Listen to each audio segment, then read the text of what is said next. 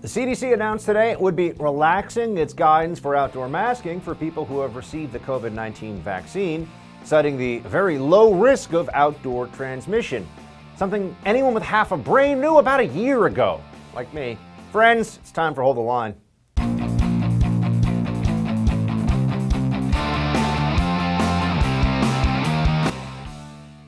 Welcome to Hold the Line, I'm Buck Sexton. They give you crumbs and expect you to act like it's a big, beautiful birthday cake. They give you just little bits of your freedom back, and you're supposed to be thankful. Well, why did they take that freedom under the rubric of COVID restriction for your safety in the first place? That's the question that I always want to ask. Should they have ever done this? No. Was this ever justified? No, in fact, it was not. But now it has become untenable for them to continue. And so finally today, the CDC came out with an announcement. An announcement that, are you ready? You can, if you're vaccinated, be outside alone in fresh air and not wear a mask. Oh, that's so wonderful. You should be so happy. Except anybody who knows anything about basic epidemiology, reads, thinks for themselves, has known that you weren't at any risk outside alone in the first place. And the fact that they're limiting this to vaccinated people, as if the unvaccinated still need to be really careful outside by themselves, this is crazy. But to add to the crazy, we had none other than old man Biden coming out to tell us that this is a moment that we've earned because we've done all the right things. And finally, they'll just give us a little smidgen of normalcy back, and we're supposed to be thankful. Here's what the commander-in-chief, the commander-in-grief, had to say. Play it. And because of the extraordinary progress we've made in fighting this virus, and the progress our scientists have made in learning about how it gets transmitted, earlier today, the CDC made an important announcement.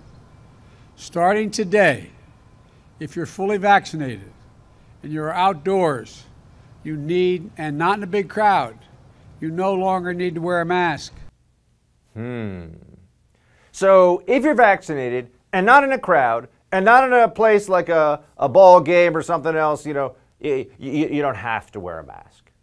This was always unscientific, unenforceable, absurd, and most normal people ignored it. Although here in New York City, I'll tell you, on the way into the studio today, drove through Times Square, about 75% of the people, give or take, that I saw walking on the streets by themselves, open air, masked up.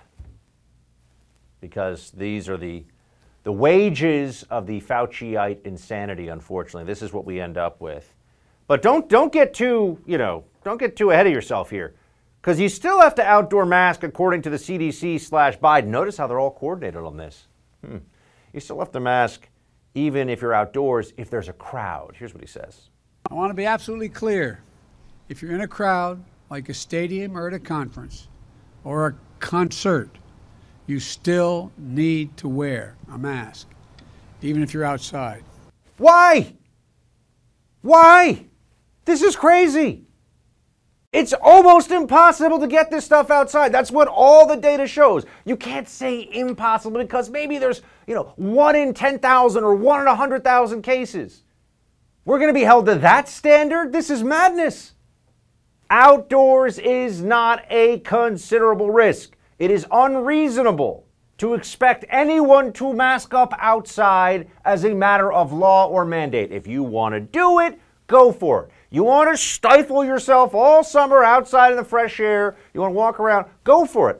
No one on the questioning Fauci side has a problem with individuals taking their own precautions to protect themselves. Go for it.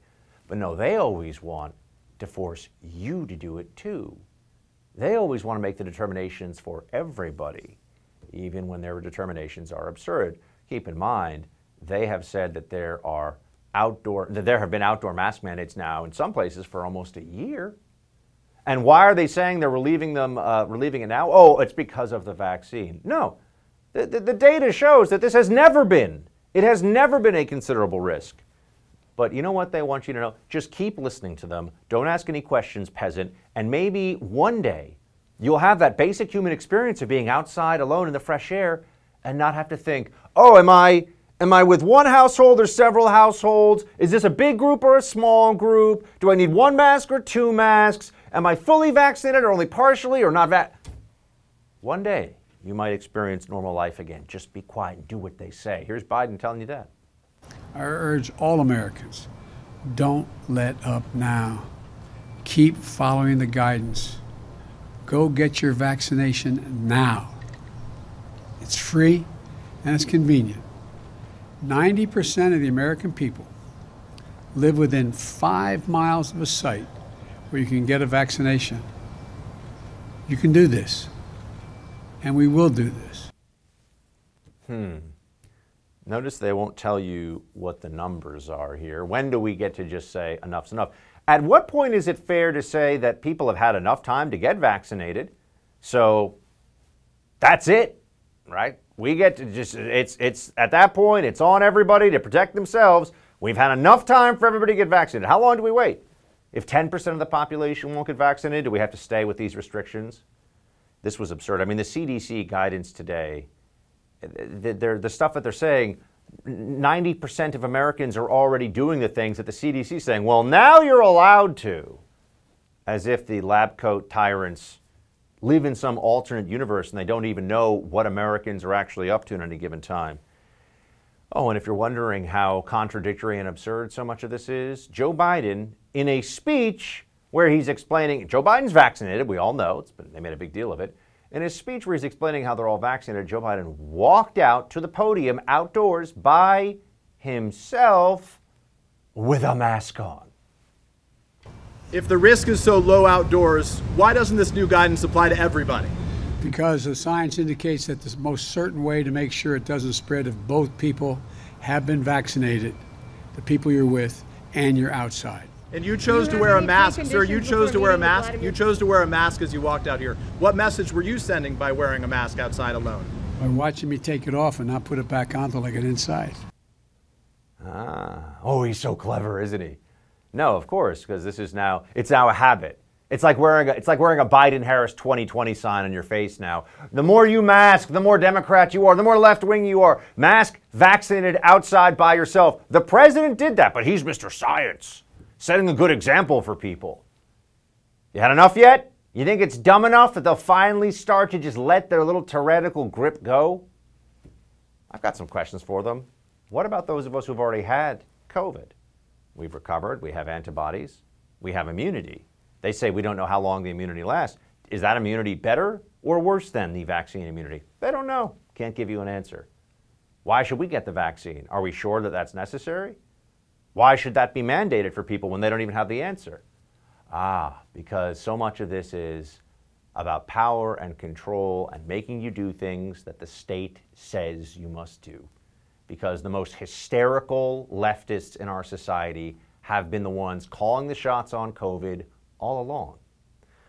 All right, after the break, lawyers for the family of a man killed by police in Elizabeth City, North Carolina, are calling the man's death an execution, further inflaming an already tense situation when it comes to police and the African-American community. We got more on that when we come back. Have you ever wanted to invest in real estate, but you didn't have the time to do it on your own? I felt exactly the same way as you until about a year ago. I've always loved the idea of real estate investments, but I didn't know how to invest in real estate while staying committed to my profession. I do 5 hours of original programming and content every day. How could I possibly take the time to invest in real estate on my own? Then I met my friends at Done For You Real Estate. They took all the guesswork out of it for me. They found me an awesome property. They rented it out for me right away. They managed the tenant for me. And now I get a check every month like clockwork. Don't wait another second to see if my buddies at Done For You Real Estate can do for you what they did for me. Visit doneforyoubuck.com to see how it works. They'll take you through every step of the process, picking the city that you want to start in, the house, getting you a broker, getting the loan set up, even getting a tenant in place. All you have to do right now to start that whole real estate investment journey is go to doneforyoubuck.com. Just go to that website, doneforyoubuck.com.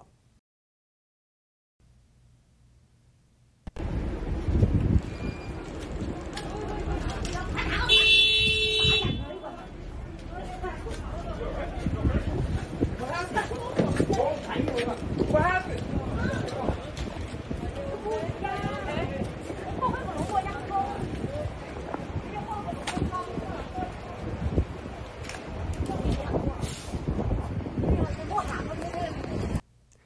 Disturbing new video shows an NYPD officer attacked in broad daylight. It happened yesterday in Queens as the detective was processing another crime scene. A Bronx man has been arrested and charged with assault. The New York Detectives Endowment Association tweeted, "Welcome to NYC. Even as our detectives investigate crimes, they're attacked by emboldened criminals who have quickly realized there are no consequences for lawbreakers in our city." The DEA is calling for this violence to be fully prosecuted as we look to file civil charges. I mean, let's get into this sad reality that our police officers are facing across the country and how the narrative has gotten to this place. First of all, there's another incident, this one in Elizabeth City, North Carolina.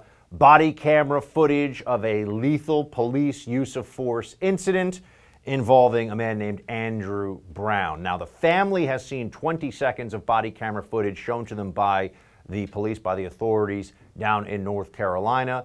They're claiming that they need to see more. And here's an attorney for Andrew Brown saying that this was an execution. Let's be clear. This was an execution. Andrew Brown was in his driveway. The sheriff truck blocked him in his driveway, so he could not exit his driveway. Andrew had his hands on his steering wheel. He was not reaching for anything. He wasn't touching anything. He wasn't throwing anything around. He had his hands firmly on the steering wheel. Now, that's a very serious allegation. An execution, a murder by cop is what this lawyer is saying to the public. And at this time of heightened tensions around law enforcement, that's certainly going to come with real consequences. Is anyone going to care if she was wrong? Will anyone apologize if it turns out that this was not the case, it was a misrepresentation? No, because right now the narrative is, as long as you're trashing cops, you're going to be fine. As long as you're blaming law enforcement for the problems of society, for violence in our communities, doesn't matter if you're factual, you're emotionally correct. That's what matters more than anything else. Well, this is resulting in some really negative consequences for cities and towns all across the country already. We're seeing this. For example, mentioned the NYPD before. The largest police department in the country, as you can extrapolate from this, it's happening in many other places too. NYPD departures are up 75%. In 2019, 3,053 left the force permanently. In 2020, 5,346. What happens here, and just so you know, I at one point worked for the NYPD myself as a civilian contractor analyzing counterterrorism for the intelligence division of the NYPD, so I have some familiarity with this department. People get close to their retirement and they decide, I don't want to take this risk. I don't want to be out on the street or involved in any police work that could get me put on video, sued, and just in general feeling like they're not being backed for what they're doing by the political powers that be. Because they're not, what's the point? Why stick your neck out as a law enforcement officer anywhere across the country when you know that you could be fed to the wolves so quickly? The Sergeants Benevolence Association here tweeted out, Mayor de Blasio has allocated $30 million to bring tourism back to NYC. Welcome to the city of violence. Shootings and homicides plague NYC and the numbers aren't final. No, in fact, we just know the numbers are really, really bad. Now, if you listen to the national media, what you find is that there's this belief. By the way, here's the murders across. Minneapolis up 72, Chicago up 50, New York City up 39, Los Angeles up 30. Nationally, murders in 2020 up 37%. My friends, that is catastrophic. That's appalling. That is jaw-dropping. And we know why it happened. The BLM movement, the undermining of police. But what you won't get from these statistics, because the media likes to cover a lot of this up, they only focus on one incident here, one incident there of police use of force and suggest that that's the reality of policing all across the country. There's a new CBS News YouGov poll that found that 70% of black Americans believe their local police are doing a somewhat or very good job. The remaining 30% said the police were doing a somewhat or very bad job. So you've got a clear majority that think that law enforcement is good to very good in their community. 30% really don't like the cops. right? That's what this is telling you. Think they're doing a bad job at a minimum. This is resulting in an exodus, as I said, of police officers all across the country. Here you go. Here's just a slew of headlines. National exodus of police officers. You got police in Philly and beyond struggling with a shortage of recruits, a surge in retirements. You've got Massachusetts Police Department see pretty depressing decline in potential new recruits. Forbes says amid calls for reform across the nation, police struggle with recruiting and retention. Not only is it the people that are leaving, it's tougher to get good officers, good law enforcement folks to join up in the first place. New Jersey's having this problem. This is all over the country. Responding to the reality here of the politicization of incidents involving cops for the benefit of the Democrat Party power structure. Of course people don't want to be putting themselves on the line in this situation. There are better ways to make a living if you're not going to be supported. People become cops to serve their communities. They don't do it to get rich, that's for sure. And yet how do we treat them? Well, the media treats them with disdain and disrespect, and it's appalling. It's appalling. And they lie about them. And this results in very real consequences, including things like major crime spikes, which means more people are dead, more people assaulted, raped, suffer from burglaries, home invasions, more victims of crime across the country because the Democrats want to point the finger at cops and say, societal dysfunctions are your fault. Stop blaming the cops. That's step one. A report from the New York Times claims that current White House climate czar John Kerry privately informed Iran of covert military operations carried out by Israel. And this was back when John Kerry was Secretary of State. Closer look at the bombshell revelation with the editor of the Allgemeiner, David Effoon, is going to be up next when Hold the Line returns. I've warned you about home title theft. That's where cyber thieves remove you from your home's title and become the owner. I said, you better get home title lock because it's coming. Well, if you're on Facebook, the big breach is already here. Facebook had 500 million accounts exposed to cyber thieves. And according to a retired FBI cybercrime expert, everything thieves need to take over as the new owner of your home was leaked. Name, address, personal information, it's out. The thief forges your signature on a quitclaim deed stating you sold your home to him. He'll leave you in debt or even have you evicted from your home. Look, do what I did. Protect your home's title with Home Title Lock. Go to HomeTitleLock.com and register your address to see if you're already a victim. Then sign up for 30 free days of protection during this high-risk breach. Again, go to HomeTitleLock.com and use promo code RADIO. That's HomeTitleLock.com, promo code RADIO for 30 free days of protection. Take action to protect your home today. Madam President, I rise today on the Senate floor to call for the resignation of John Kerry as a member of the Biden administration's National Security Council. John Kerry's record of undermining working families and working against American national security interests is too much to bear. He needs to go. That was Alaska Senator Dan Sullivan calling for the resignation of Biden's climate czar, John Kerry. The call comes after the New York Times reported that Kerry discussed covert Israeli military operations in Syria with Iran's foreign minister while serving as then-President Barack Obama's Secretary of State. According to audio leaked to the newspaper, the foreign minister claimed Kerry informed him that Israel had attacked Iranian interests in Syria at least 200 times. Kerry is denying the report, tweeting yesterday evening, "I can tell you that this story and these allegations are unequivocally false. This never happened, either when I was Secretary of State or since."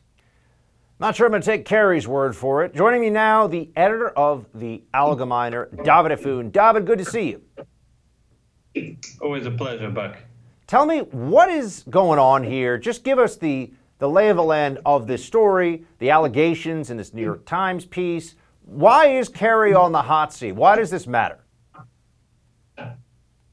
Well, the allegations are, as a result of a recording that has surfaced of Javad Zarif, Iran's foreign minister, speaking very frankly. The allegation is that John Kerry was discussing with a leader of a hostile state, an enemy state, a state that is the world's leading state sponsor of terror, details of covert operations that were being carried out in the region by an ally, a very, very close ally, a democratic ally, Israel, that were obviously vital and necessary and relevant to their own national security interests and national security interests of the West. Now, obviously, you know, this kind of discussion and the disclosure of this kind of information, obviously it's got to be verified, and Kerry's denying it, but certainly if this is found to be true, is devastating to the ability of U.S. allies to trust the United States on national security issues, especially in that very, very delicate region there in the Middle East. David, based on John Kerry's general orientation, feelings toward relationship with Javad Zarif, but also just the mullahs in Tehran, the Iranian regime generally, do you find this allegation credible? I mean, it's serious. It's serious. I mean, this was a claim from Zarif, and Zarif is not a paragon of honesty himself, to be frank. It's also not likely to have been a revelation to the Iranians. They know that these operations have been going on, and they know that Israel is most likely behind it. But I think what it speaks to is a much larger and worrying, disturbing attitude that we've seen from members of this administration and members of the Obama administration that really plays fast and loose with Israel's national security interests. They have to recognize, even if they have a different worldview and a different perspective of what can or can't be achieved with talks and diplomacy with the Iranian regime is an enemy. Israel is an ally. And they can never forget that dynamic. And the way that they are acting with and treating and maintaining dialogue between those two countries and two interested parties has to reflect that. If it does not reflect that, then something is very, very wrong with how things are being conducted by this administration in the Middle East. David, we had the White House press secretary asked about this issue, Jen Psaki. Here's what she said. In tapes obtained by the New York Times, Iran's foreign minister says that former Secretary of State John Kerry informed him that Israel attacked Iranian interests at least 200 times. You know, as the secretary has shifted roles, he still continues to represent the United States on a world stage. Does the president have any comment or reaction to Kerry telling the Iranians about covert military action on the part of Israel? We're not going to comment on leaked tapes. That's a non-comment comment, I know, but you'd think that this would be an easy one to shoot down. I mean, to say it's like she's saying, well, it's almost as though you're asking me to talk about classified information. Not really. Yeah, and you know, I think what's important, and you know, maybe some of this is happening behind the scenes, but it's important to publicly telegraph to all of the players in the region.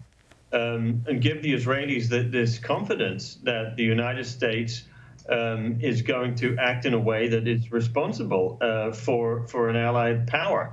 And, you know, obviously, the Israeli value that Israel brings to the United States in terms of intelligence sharing, in terms of military cooperation, in terms of, you know, all manner and all level of resources, is at risk if they don't feel that trust is a two-way street with the administration. If they don't feel that, you know, when there are details that they're able to share as a result of you know, exercising assets at great risk on the ground, that's not going to compromise their security in any way, and is not going to end up in the hands of not just an allied different country, but really an enemy, the greatest enemy that the Jewish state faces in the region and that the Western world is contending with in the region. David, what are your expectations going forward from what you've seen so far? We're at the 100-day mark, give or take, of this Biden administration, right? We're at that phase now where we're looking at what's gone on so far, and people are saying this is a foreign policy that certainly has some familiarity if you paid attention to the Obama administration. What do you think is going to happen in this part of the world, particularly with Iran and the relationship that we have with Israel over the next couple of years of the Biden administration? Look, the policy that we're seeing unfolding vis-a-vis Iran really is inexplicable. It's inexplicable to observers of the region. It's inexplicable to U.S. allies in the region. You have a scenario where really the United States and the West had Iran's back against the wall. Their national reserve had gone from $100 billion down to $4 billion. They were more or less in check. Their belligerence in the region was limited. They had certainly far less resources to spend on regional adventurism and expansionism of their proxies. The sort of harassment that we saw of foreign vessels in waters around the area were far more limited. Really, their back was against the ropes. At the same time, you've got this history showing that, when Iran feels weakness, when it feels like the pressure is off, is exactly when it starts to raise its demands and to increase its belligerent activity. But when the pressure is on is when it takes its step back. So we've tried the approach of this administration and the Obama administration before it. We've tried the approach of the Israelis and their regional allies that was deployed mostly by the Trump administration. And we see what's been most effective. After having tried and tested the various approaches, to jump back into a path that really doesn't work and has limited chance of achieving what the desired results are for the region doesn't make any sense to people who are watching closely what's going on. David Affoon, editor-in-chief of The Alcheminer. Go to alcheminer.com to read his and his journalists' coverage there. David, always good to see you. Pleasure. Tensions are rising in the Republican caucus as Minority Leader Kevin McCarthy refuses to say Representative Liz Cheney should remain a House GOP leader. We'll talk about the growing rift in the Republican Party and also where's the GOP heading with the author of Hillbilly Elegy JD Vance when we come back. If Donald Trump were the 2024 nominee, would you support him? I would not. Okay. Liz Cheney. Republican Congresswoman Liz Cheney adding more fuel to the fire as tensions between Republican House leaders are escalating. In an interview with Politico, House Minority Leader Kevin McCarthy said, quote, "When leaders don't work as a team, it creates difficulties." You don't say. We got JD Vance with us now. He is the author of the mega bestseller Hillbilly Elegy. He's joining me to talk about the future, current and future state of the GOP and perhaps some of his own political aspirations. JD, great to see you. Thanks for joining us. Thanks for having me, Buck. Good to see you. What do you make of the back and forth right now, it seems, between what I think we could loosely term, and all these descriptions are imprecise and people could quibble over them, but the more establishment wing of the GOP, which clearly seems to be trying to reassert itself at some level, and the remnants of, I suppose, the MAGA movement? Well, I think in a lot of ways we all knew this would happen. I mean, folks on our side of this debate have been talking about this for a few years, that there would be this moment, whether it happened in 2000 or 2024, where the Republican Party debated what is it in the wake of the Trump presidency? Is it a Trumpist or populist or what have you party, or does it go back to the old ways of doing things that were so unsuccessful in 2000, 2004 and beyond? And, the unfortunate thing for the folks in the establishment wing of the party is I just don't think the voters are actually with them that much. If you look at the big questions confronting the country today, the big tech issue, the trade and jobs issue, the rise of China, on all of those questions, the voters really do recognize that the old ways of doing things don't make any sense anymore. And so they're looking for a new direction. They're looking for us to sort of continue the pathway that's been set over the last 4 years. And so as much as there's a civil war at the elite level, I really don't think there's much of a civil war among the actual voters. I think also there's a note of caution that we all keep in mind here, because you've got the New York Times Magazine, for example, running this piece, Liz Cheney versus MAGA. We all know divide and conquer, one of the oldest strategies in the book, and there's certainly a lot to be gained by Democrats by focusing and trying to fan the flames of this.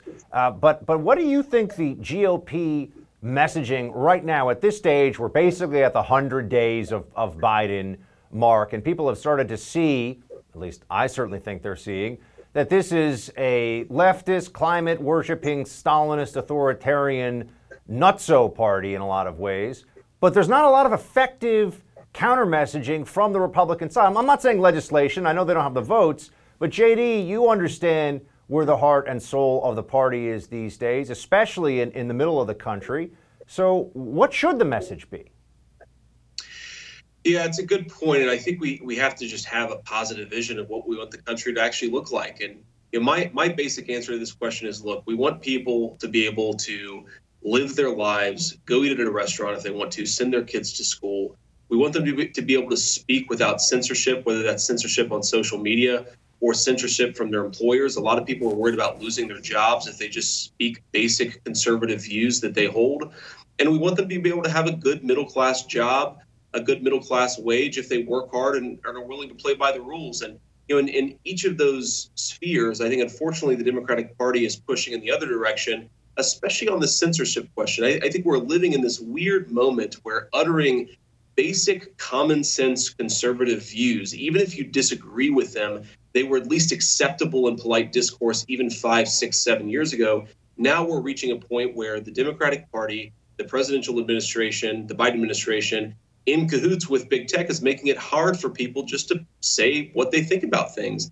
And I happen to think that the most important part of being an American citizen is participating in the public debate about our democracy. If you're worried that you're going to be censored, you're worried you're going to be fired from your job for saying something you believe in, you really don't have that most important American liberty. And I think Republicans have to stand up for that, if nothing else. Do you think that there's some lessons learned being applied, or could be applied, perhaps a better way to put it, about the lack of some white working class voters' participation in the last election in key states? Michigan, obviously, I know you're in Ohio, and Ohio went for Trump. But there were a number of places, Wisconsin, Michigan, Pennsylvania, where a pretty small difference in, well, the vote in general, but specifically in the white working class vote, people who had even voted for Obama in a previous election either switched over to voting for Biden or just decided not to show up, which I think is probably the bigger problem. How can the GOP reach out to those folks? Or is the Democrat Party essentially doing the work for them by pushing more radical agenda items? I think it's a little bit of both. I think we can always do more to reach out to those voters, and you're exactly right. If you look at just critical counties from 2016 to 2020, one of the things we could definitely improve on is igniting that same 2016 passion that existed among the white working class voters. But you're also seeing some evidence that whether it's the white or black or brown working class, the radicalism, especially on social and cultural issues, is pushing those folks to the Republican Party. These are not voters who hate their country. These are not voters who don't think there's a difference between men and women. These are not voters who think that we need to deconstruct children's gender when they're 6 years old. And so the craziness of the left may do a lot of the work for us, but I always think we should take the initiative and do as much as we can ourselves. How would you assess, we're at this week now where we've got the Biden address to a joint session of Congress. I mean, not a State of the Union, but basically State of the Union. They just, for tradition and historical purposes, they don't call it that. We're going to be hearing a lot of stuff from Biden tomorrow. Just today, he came out with a mask on outside to tell everybody you don't need to mask up outside if you're vaccinated. How do you assess what we've seen in the first 100 days from this administration? And where do you think the primary weaknesses are for Republicans to step in and say, this is where they're leading you astray? Yeah, well, I don't know really who's driving the wheel of the Biden administration. It seems like he's got a lot of powerful staff members and, of course, the vice president who seem to be driving a lot of the agenda. I think the agenda itself is quite radical. If you look at the substance of what they're trying to do, it's not just they're spending a lot of money, but they're spending it on Democratic Party cultural priorities.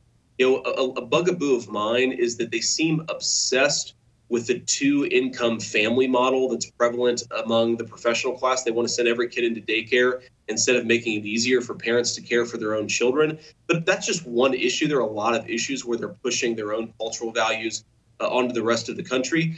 The other thing that they're doing is they're pretty radical about their quest and their willingness to take additional power for themselves. The D.C. statehood issue, the packing of the Supreme Court issue, the elimination of the filibuster issue, all of these effectively mean consolidation of Democratic rule, making it harder for Republicans to win and then exercise political power. But I think the structural willingness to alter American democracy has been something I've probably been most terrified of. But I think that the way in which they've most opened themselves up to criticism and give Republicans an opportunity is they're just so crazy on the cultural issues. I think we saw this a few weeks ago where the U.S. ambassador to the United Nations, one of our most important diplomats, got up there and basically accused America of being a systemically racist country to its very core, that it was founded on white supremacy instead of liberty, justice for all. The idea that the country is just a bad place with bad people who live in it is something that not even most Democratic voters agree with. And I think people want improvements in the country. They want their lives a little bit easier. They want it a little bit, they want some possibility of gaining a middle-class job for themselves. They want their government to make it easier, not harder to do that. But they don't want to tear down their own country and their own society in the process. And I think, unfortunately, Democrats have lost that focus on making people's lives better and instead have emphasized the cultural anti-American radicalism. And I think that gives Republicans a lot of opportunities. JD, before we let you go, speculation out there that you might be throwing your hat in the ring for a Senate contest in the great state of Ohio. What can you tell us? Well, I'll give you the politician's answer that I'm thinking about it very seriously, but not yet ready to make an announcement or make a decision. But we'll let you know when I do. We'll keep following it. Thanks so much, JD. Good to see you. Thanks, Buck. Take care. Andrew Cuomo is still the governor of New York and still denying he did anything wrong. An update on the ongoing Cuomo saga. That and more in Quick Hits coming up. We're living in very uncertain times, and being prepared for the unknown is more important than ever. I'm sure you've noticed the world we live in is anything but predictable. The government's passing massive spending bills. The Federal Reserve is printing trillions of dollars in fiat currency, and many experts are predicting inflation could run rampant in the coming months. That could spell disaster for the dollars in your bank account. We can all benefit from something a little more reliable right about now. Well, what could be more reliable than real gold and silver? I'm talking about real gold and silver you can actually hold right in your hands. Call the Oxford Gold Group right now and learn how easy it is to get real gold and silver sent securely directly to your home, or how you can have real gold and silver placed in your IRA or 401k. Just call the Oxford Gold Group at 833-600-GOLD and ask for your free guide on owning gold and silver. Again, call the Oxford Gold Group right now at 833-600-GOLD. The Oxford Gold Group is the only gold company I trust. Give them a call, 833-600-GOLD, 833-600-GOLD. A cringeworthy tribute to Jen Psaki, and Governor Andrew Cuomo is sticking to his guns. We've got those stories coming up in Quick Hits. Let's get right to it. Let's start with Governor Cuomo. Is he the worst in the country? No, it's probably Newsom, as much as I hate to admit this, for his policies. But as a person, I think Cuomo's number one. But he certainly doesn't think, well, he thinks he's number one, but not in the worst way. He thinks he's great. He's the one that got us through the pandemic, sort of. I mean, his decisions resulted in a whole lot of unnecessary death for seniors who are residents of New York State, but you're not supposed to know about that because he covered that up. But then we found out about that, and then we found out that he also is creepy with women who work for him. That much is for sure. He was asked about this. The governor of New York asked about this in a recent press conference, and here is what Cuomo had to say.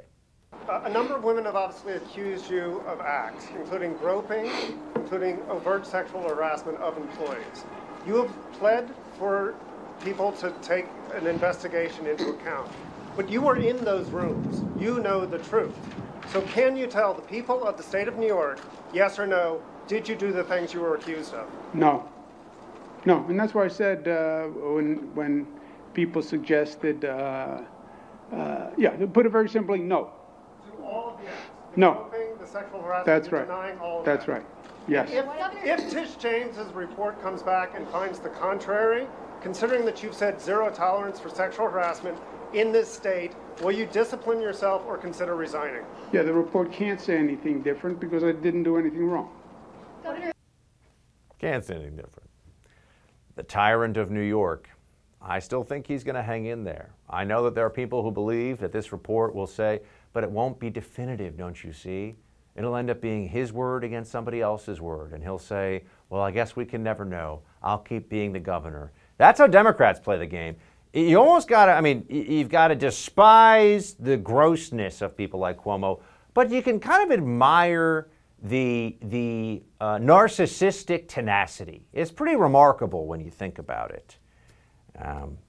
Joe Biden, speaking of tenacity and standing there when it's time to quit, time to find something else to do, somehow this guy, after multiple failed attempts, has become the president of the United States. And that means who knows who's really running the government right now? Open question. I have some ideas. Here's Biden today during his, not really press conference, his public statement, and then he took some questions.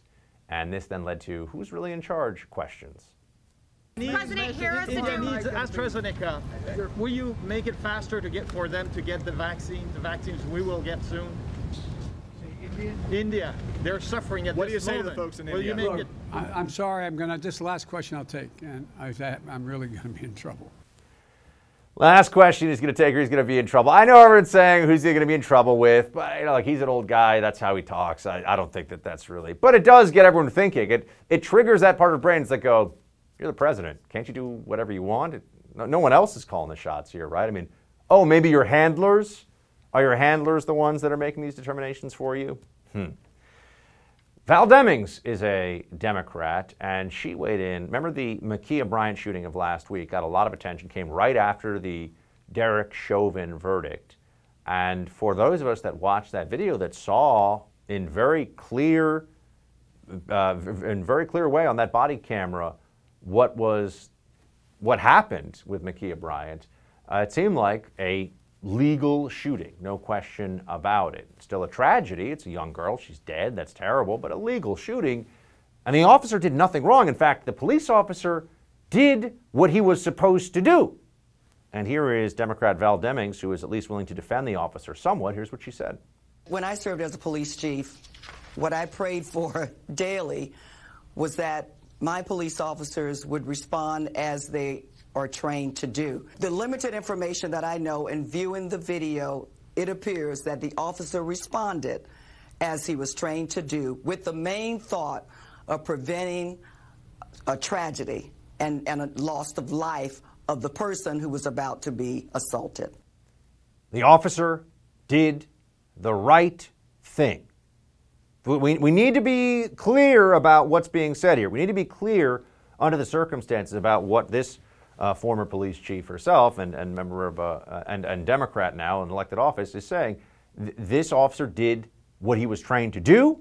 Therefore, he did the right thing under the circumstances. Obviously, it's very sad. No one's saying this is the way things should have gone, but the officer responded appropriately, and it's good to see at least one Democrat who's willing to come out and say that. And now to loosen things up a little bit as we come toward the end of our Hold the Line program today, we have TikTok, which if you don't know is a social media platform, perhaps best known for people doing silly dances and impressions, videos, things like that. Some folks were on TikTok praising Jen Psaki today, and since we saw it, we figured you should have to see it too. Answering me, who was just giving that. She came in like a sake bomb. Yeah, she's nothing like that robot blonde or a hug of your dancing charm. She handles questions refreshingly. She's our secretary. This may be hard to believe. We don't spend a lot of time talking about or thinking about President Trump here. Former President Trump, to be very clear. It's worth it to show you that the Sean Spicer in the green. I don't know what you call that, the Dancing from the Stars outfit, but spicy. All right, that's it for tonight's Hold the Line. The No Spin News with Bill O'Reilly up next. Shields high.